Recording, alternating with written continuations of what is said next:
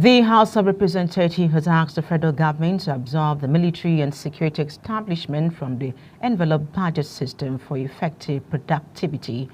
Adopting the motion of urgent public importance sponsored by Ahmed Muna, the House asked the National Security Advisor to coordinate and galvanize all security and intelligence networks to develop and execute a proactive master plan to restore security with defined plans of coordinating with neighboring countries. The House wants the Office of the National Security Advisor to revisit and optimize fully the act passed for the National Counterterrorism Center, as well as the National Center for the Control of Small Arms and Light Weapons, to ensure that they fully serve the purpose of their establishments.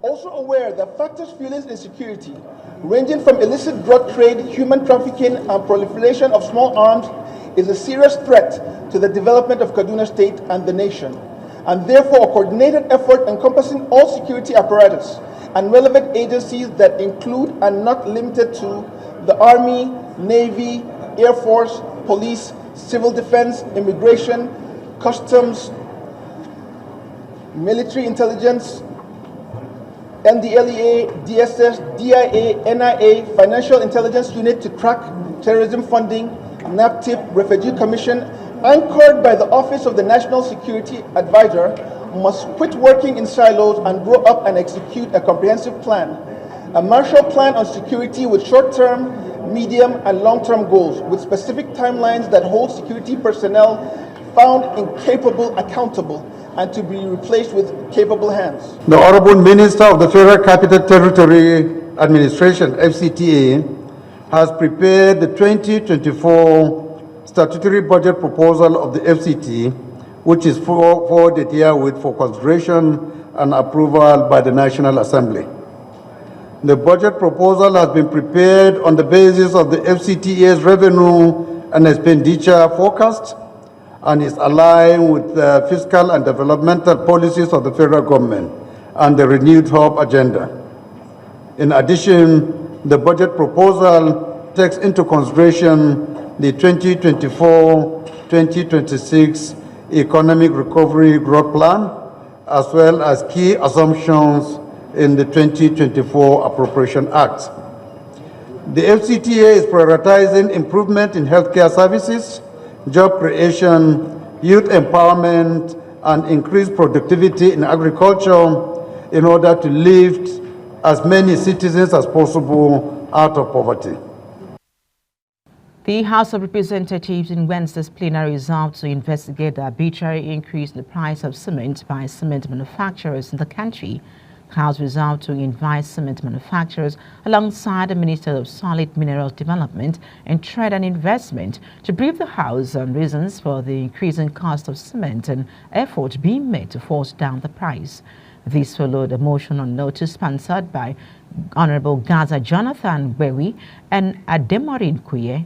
Moving the motion, Berry said manufacturers of cement increased prices of their product by up to 50%, leading to sharp hikes in building blocks, the cost of building, and consequently the price of rent across the country.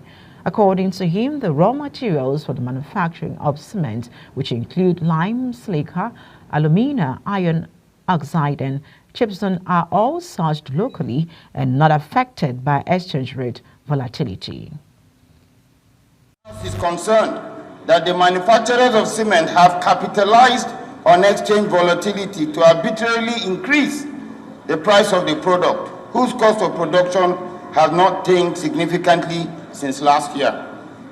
The House is also concerned that the cement cabal is inflicting hardship on Nigerians as the prices of rent and associated services have increased, and cognizant that the increase is a direct affront and sabotage of President Bola Ahmed Tinubu's administration's effort to bring comfort to the populace and should be resolved immediately. Mr. Speaker, we are aware that cement is smuggled to Cameroon through Chad, Niger Republic. Mr. Speaker, go to Madagali in Adamawa State. You will see how these cements are produced for the purpose of sustaining Nigerian economy with the support of government-friendly policies that have helped this cement mafias to establish business and make money with the Nigerian economy, but they turn back to put the economy into shambles. We must stop blaming the president.